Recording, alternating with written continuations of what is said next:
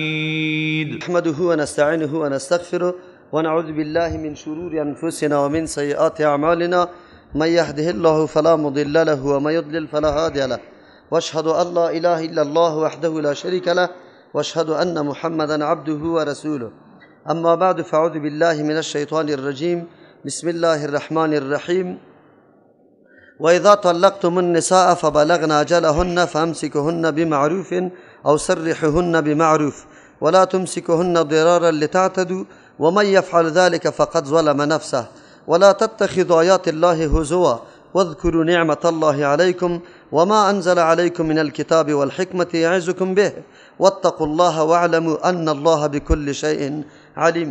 دا آیات قبلی الله تبارک و تعالی موضوعات مربوط طلاق، ظلمی که در زمان جاهلیت بالای طبقه مظلوم زنا صورت میگرفت، الله تبارک و تعالی محدودیت های را و پابندی های را مقرر کرد که جلوگیری از ظلم بالای زنا شود.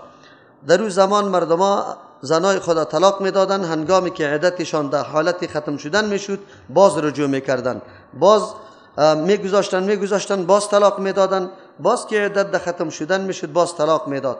دین مقدس اسلام آخری حد برای ازی 3 طلاق مقرر کرد.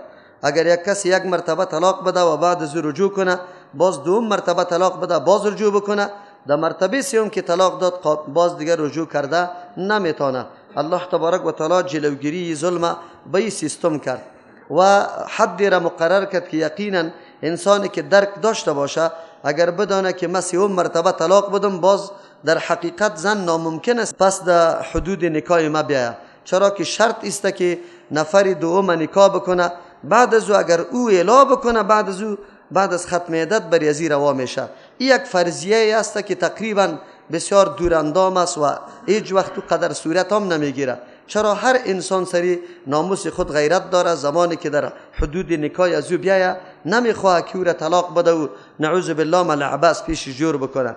پس در حقیقت نکاح در حالت بعد از طلاق سوم مثلی بود که هیچ امکان نداشته باشه. یکی موضوعی است که مردم او را از خود جور کرده بود، نعوذ بالله حلال گفته و این موضوع خیلی شرمناک، نعوذ بالله که هیچ حیثیت هم نداره. از نگاه فتوا هم قابل از این نیست که به حلاله زن برای شوهر اول حلال شود. این گپ قطعا غلط و دروغ است. پیغمبر علیه السلام اینطور مردما را لعنت گفته و هیچ شده نمیتونه که ما نکاح موقت حرام میگیم و نکاح یک شبه و 2 شبه را حلال بدانیم. این یک موضوعی است که خیلی زیاد شرمناک است و رسوایی است و هیچگاه وجدان و غیرت یک مؤمن هم قبول این گپ نمیکنه، خصوصا خواهرایی که و برادرایی که دوچار این موضوع شدن و خود اعتراف کردن که ما بمریم لیکن این امر از ما صورت نگیره، چرا وجدان هر انسان خصوصا وجدان پاکی امر تقاضا نمیکنه. در اینجا الله تبارک و تعالی باز یک نوع ظلم دیگری که بالای زنا صورت میگرفت او را الله تبارک و تعالی از بین میبره. الله میفرماید که طلاق وقت به زنا میده و دمو میعاد خود برسن، پس دو راه داره، یا است که زنا را نگاه کنی خو شرطش است که مطابق تعارف، یعنی زندگی که در شریعت معلوم دار است پسندیده است، اما قسم زندگی را اگر میتونه شما او را رجوع بکنی و پس در عقد نکاحتان نگاه بکنی. شما نمیتونی همین حقوق مراعات بکنی و زندگی خیلی پسندیده را در پیش ببرید، در این صورت باز شما اعلا بکنی که عدت ختم شوه. عدت ختم شدن و باز رجوع نکردن و طلاق هم 1 یا 2 طلاق دادن که طلاق رجعی است، یک چانس دیگر هم به شوهر داده که بعد از ختم شدن عدت با وصفی که زن در خانه پدر رفته و شوهر در خانه خود باقی مانده، باز هم یک چانسی از زیر داره که تجدید نکاح بکنه. از او خاطر الله تبارک و تعالی این موقع طلایی یا این فرصت طلایی را باز هم به شوهر و زن مقرر کرده که میتونن باز به تجدید نکاح باز بگردن. در اوایل انسانی طور می باشه که غضب می داشته باشه، احساسات می داشته باشه، ذهنیت خیلی تنگ می داشته باشه، از عواقب اینمی طلاق و قدر آگاهی زیاد نمی داشته باشه، لیکن وقتی که اینی معامله صورت بگیره و شوهر در خانه تنها بمانه، زنم در خانه پدر باقی بمانه، باز در سری خود می خورن. امکان داره که پشیمان شوه، نه اظهار ندامت بکنه، الله راه بازیابیش باز گذاشته، میتونه با تجدید نکاح زندگی دوباره را آغاز بکنه امی زن و شوهر. در اینجا الله تبارک و تعالی میفرماید که شما نگاه نکنید زنان برای ضرر رساندن که سرشان ظلم میکنه و عدت تیر کدرایی باشه، یعنی منظوریتان تکلیف رساندن به زن نباشه. سیسته که شما در اینجا الله تبارک و تعالی این موقع را برای شما داده که طلاق در اختیار شماست و دلتان که یک مرتبه یا دو مرتبه طلاق میده یا باز رجوع میکنه در طلاق، این اختیار امرای شماست. اما الله تبارک و تعالی در اختیار دادن شما را مورد امتحان قرار میده که آیا بالای صنف نازک و مظلوم هم شما بازم ظلم میکنه، بازم اراده و نیتتان ضرر رسانی است یا نیکی ترحم و شفقت است. ببینید نظام مقدس اسلام در یک زندگی پنهانی که در بین زن و شوهر صورت میگیره و در اتاق است و هیچ کسی آگاهی نداره، الله تبارک و تعالی همچو ظلم ها را هم منع قرار داده. اگر شوهر نیت و اراده باز نگاه کردن زن نداشته باشه باید رجوع نکنه. چرا؟ به خاطری که یک طلاق داده عدت تکمیل شوه، زن آزاد شوه و او در صدد پیدا کردن شوهر دیگری برای خود شوه و تو زندگی خود جور بکنی. اینطور نشوه که عدت قریب در پوره شدن باشه باز تو رجوع میکنی، به خاطری که زن یک مدتی که تو توانمندی زیر داری و برای تو حق است که رجوع بکنی، امی قدر مدت تو مورد ظلم قرار بدی. الله تبارک و تعالی میگه این کار نکو. چرا؟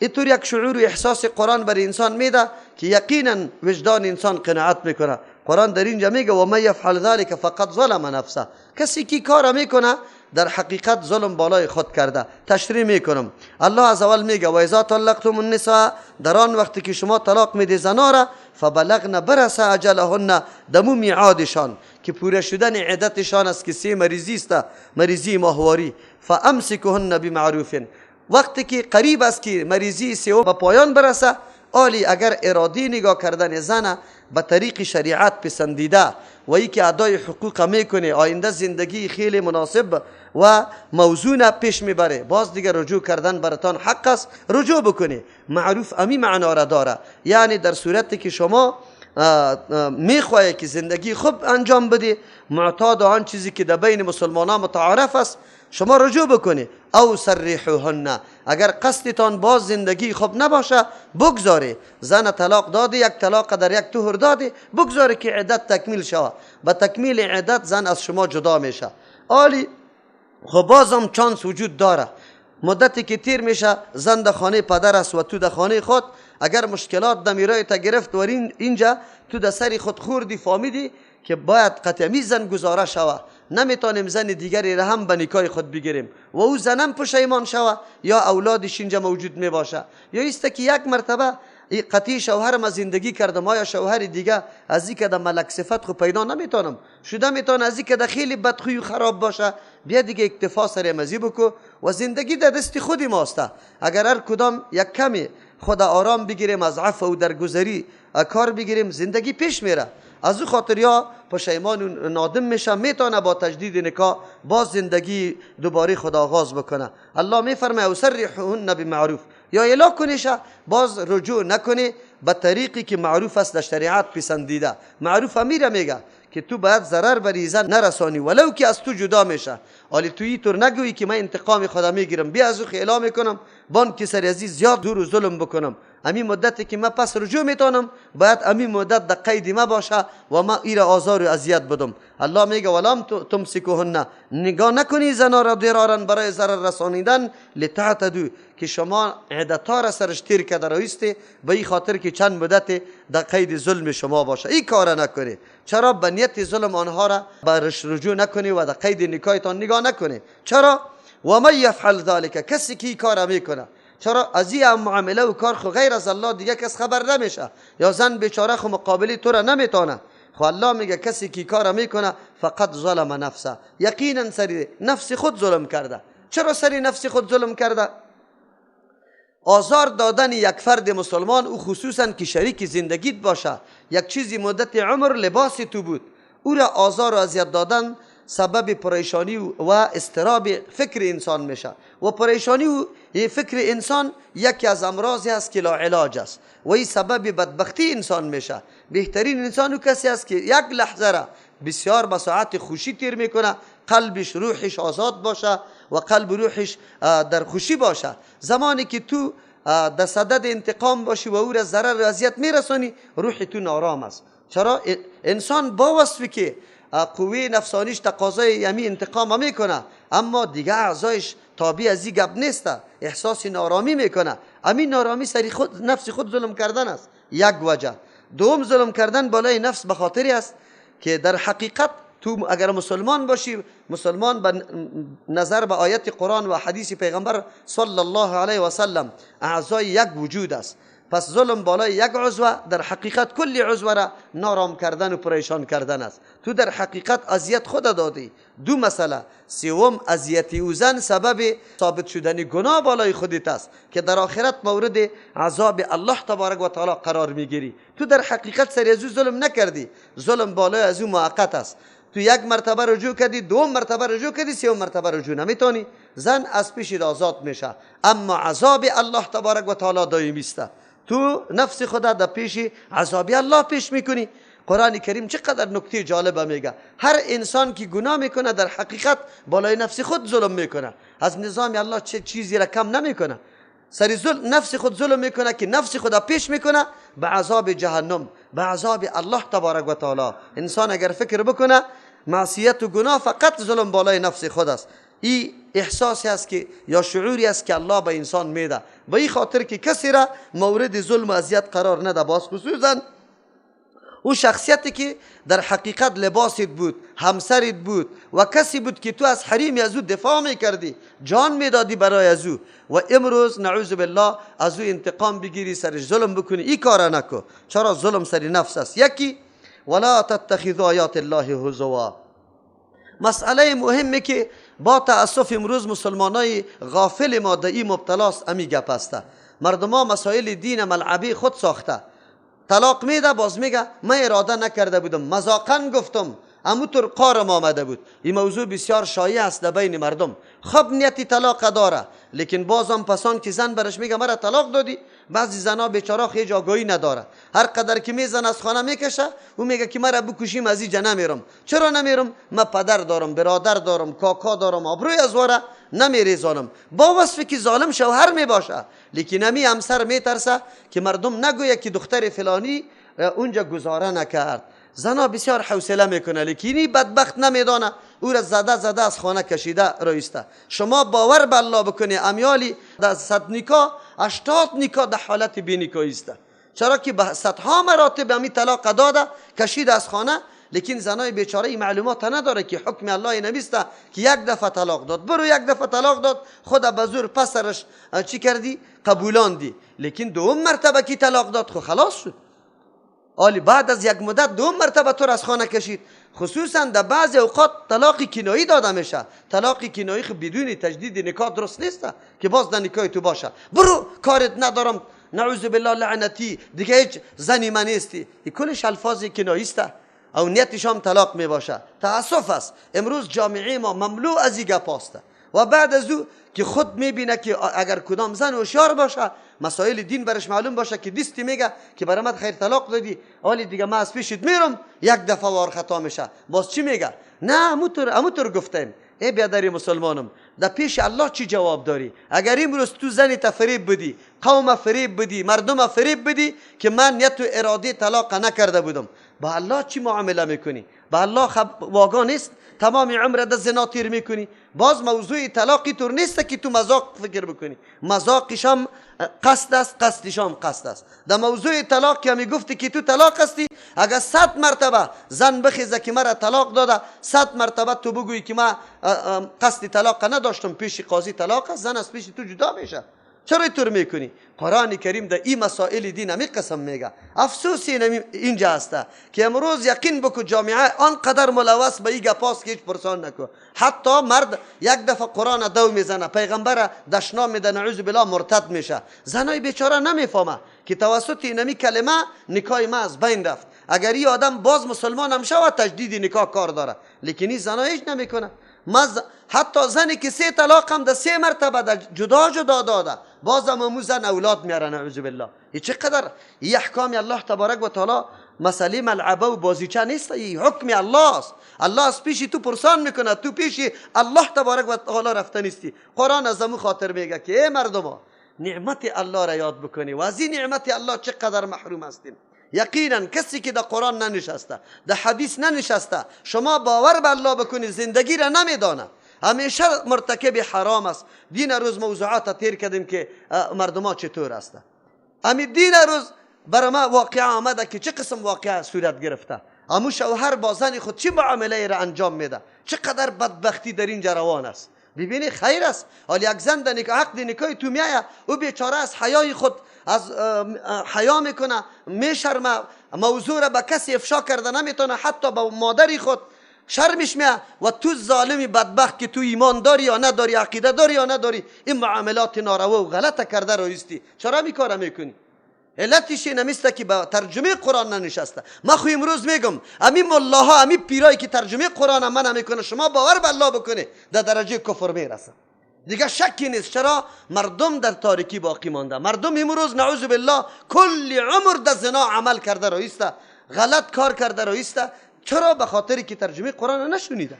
قرآن از همون خاطر بعد از اون ما را میگه واذکروا نعمت الله علیکم. ای مؤمنا نعمت الله را یاد کنه، شکرگزاریش بکنه. ذکر نعمت الله ای را میگه که ما بگویم به زبان خود صفت بکنیم که یا الله چی ذاتی هستی و چی نظامی را برای ما طرح کردی، چه قسم جلوگیری از ظلم کردی، چه قسم حقوق برای ما بیان کردی. این نعمت بزرگی است. ما باید قدردانی نعمت الله را بکنیم. قرآن و حدیث پیغمبر نعمت بزرگ الله است و این نعمت بزرگ الله شکرگزاریش به این نمیشه که ما قرآن پوش بدیم در سری تاق بگذاریم. حدیث پیغمبر فقط در مدرسه ها کتابش چاپ شوه، یک ملا و طالب خبر باشه، او را حدیث ها کلش مطابق مذهب جور شوه و دور داده شوه، خیر و خلاص. به اینمی شکرگزاری کتاب الله و سنت رسول الله به الله قسم نمیشه.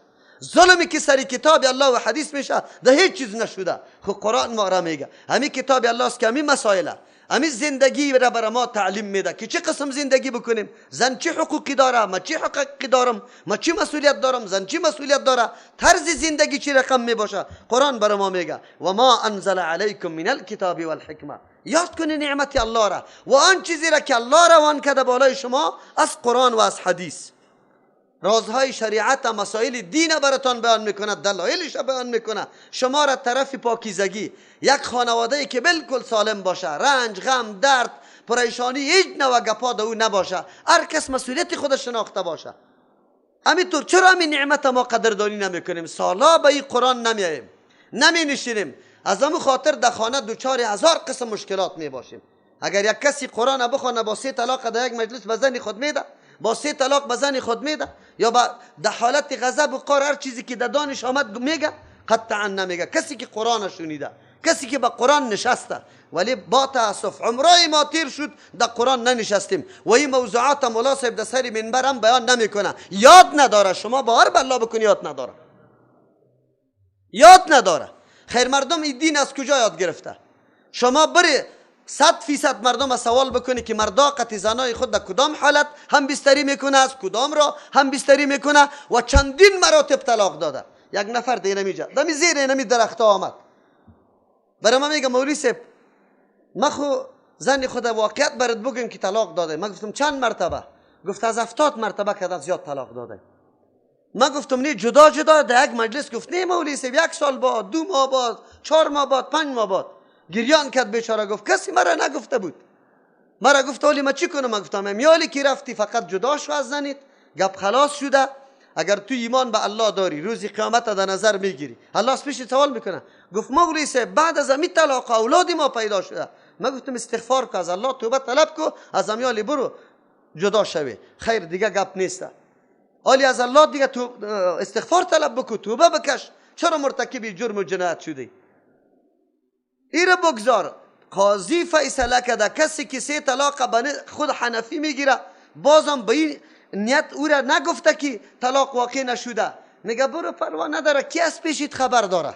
نفر برای ما میگه که مرا گفت که کی از پیشت خبر داره؟ مردم خو خبر نداره. خیر از زنی تا سالی که اعلام کنی یک عالم شرم و عیب است. نه نگاه کرده برو. نعوذ بالله. آیا به الله چی جواب داری؟ از او خاطر ای برادرم، ای خواهرم، الله خو سرتان مراقبت میکنه، میبینه حالتتان. اگر اینطور معاملات شده باشه، این امروز زن بخیزه باشه وری خود بگه که تو مرا طلاق داده، 3 طلاق داده، ما عدتم پوره شده بود تو رجوع نکردی، تجدید نکاح نکردی، حالی هم بستری من نشستیم قطعی تو حرام و زناست، نمیشینم. چرا؟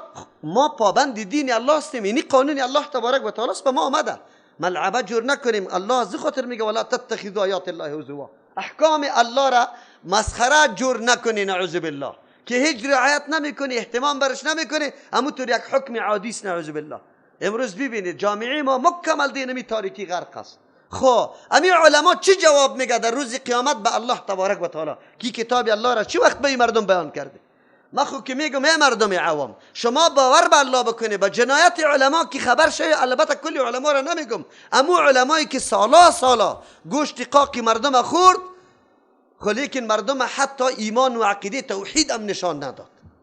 راهای سنت خو بگذار، فضایل خو بگذار که شما کمایی کنی، ایره خو بگذار. بالکل حتی امو مسئله که صرف جنت براتان در آخری عمر خو نصیب شوه که مسئله توحید است، توحید کس نمیفهمه.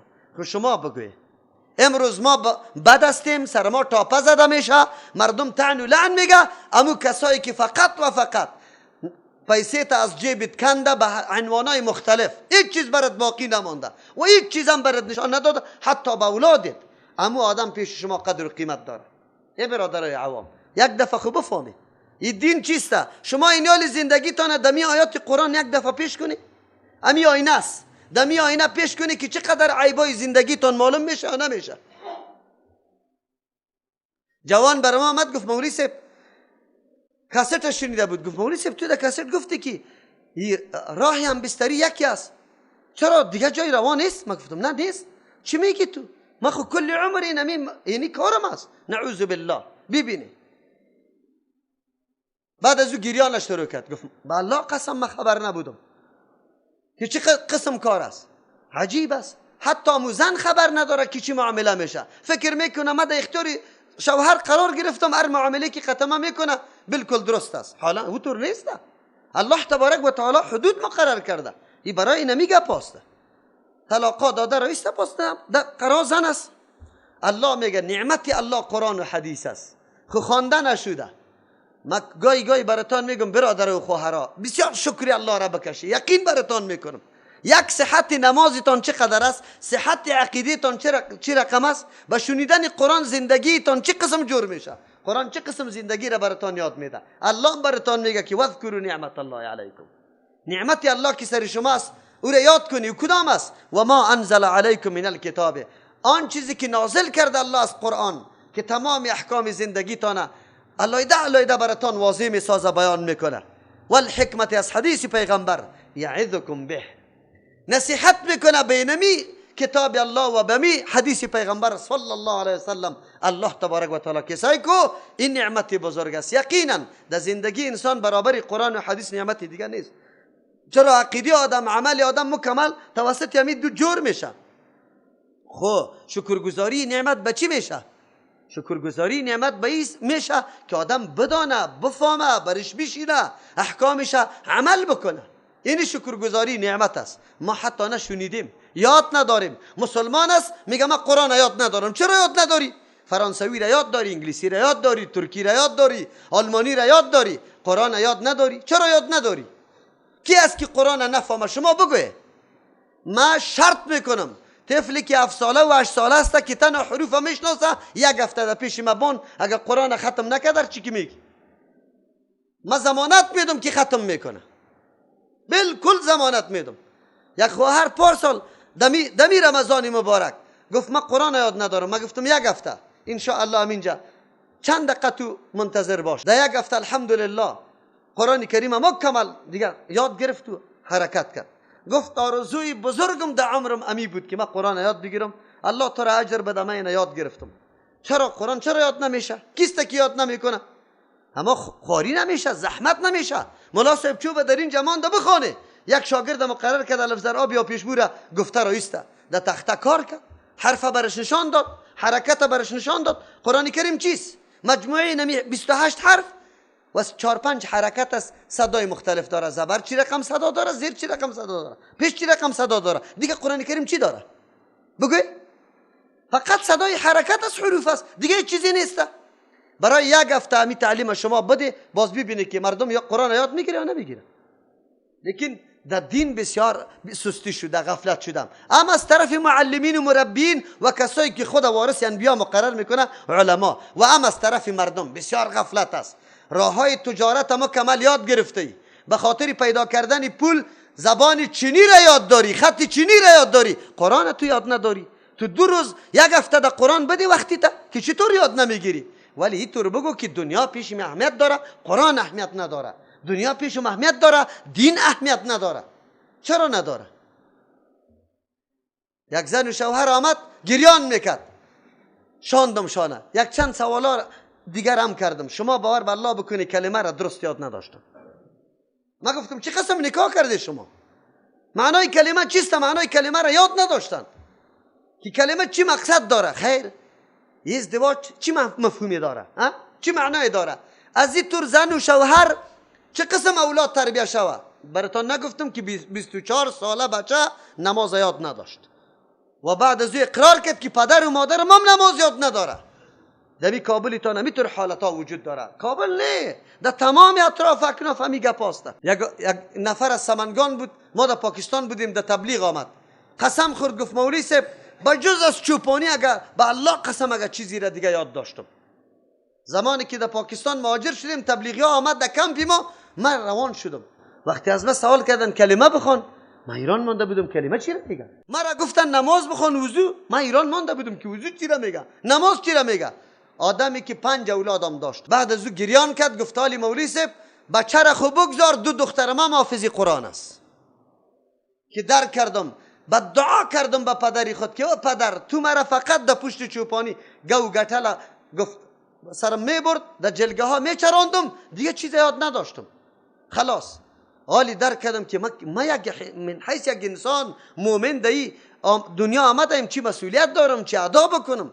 مردم همون طور است. امروز اکثریت مردم نماز میفهمن، قرآن نشسته است. چرا احساس مسئولیت نمیکنه که ما بندگان الله هستیم یا نه؟ پشت دنیا میدوه، شراب و کباب میخوره، اما بندگی الله را یاد نداره. یه مشکل است. قرآن کریم ما را میگه نعمت الله سرتان است، او را یاد کنه، واذکروا یاد کنه. یاد کردن نعمت الله با درس و تدریس و تعلیم و توصیه یکی به دیگه میشه، به عمل کردن احکام الله میشه. ولی قرآن و حدیث کجاست امروز؟ تاسف است. ای ملا صاحب، ای عالم، ای جناب، نکو تبلیغات، نکو که الله تبارک و تعالی تو را میبینه. ما خب الله قسم مردم به قرآن و حدیث دعوت میدیم. بیا کمی کتاب الله و حدیث پیغمبر وفات کرده، مرده در جامعه، کس یادش نمیکنه. بزرگترین متدین ما کتاب فقه را میخونه. کدام فقه؟ امو کتاب فقه که در اونجا اشاره را حرام گفته به انگشت، سنت رسول الله را حرام گفته. خو آدم چه قسم سر دین عمل بکنه؟ بگو برام. ما امروز زمین ملت نعوذ بالله که مظلوم و محروم همیشه از کل نعمات دنیا خصوصا از دین محروم مانده، دعوت به سوی قرآن و حدیث میدیم. لیکن ملا صاحبا چی تبلیغات میکنه پشت ما؟ در جمعه ها به مردم اعلان میکنه که در شهر نو یهودیت و نصرانیت تدریس میشه. نعوذ بالله. تو عالم کافر نمیشی در گپ. قرآن تو یهودیت و نصرانیت میگی، خیر دیگه چی؟ تو مردم باز میداری از ترجمه قرآن کریم، تو چی رقم عالم هستی؟ باز کاش که بچوش میسر خود دیده باشی. تو تهمت دیگر هم میلگانی. موریسی متوکل امامای دین دشنام میده. نعوذ بالله. شما خواستی همیجا که ما امامای دین چه قسم احترام داریم؟ عجیب نیست؟ خیر این علما در روز قیامت به الله چی جواب بگه که قوم خدا از قرآن منع میکنه، از دین منع میکنه، ما را چی معرفی میکنه؟ ما کدام اشخاص هستیم؟ چه قسم مردم هستیم؟ درسی که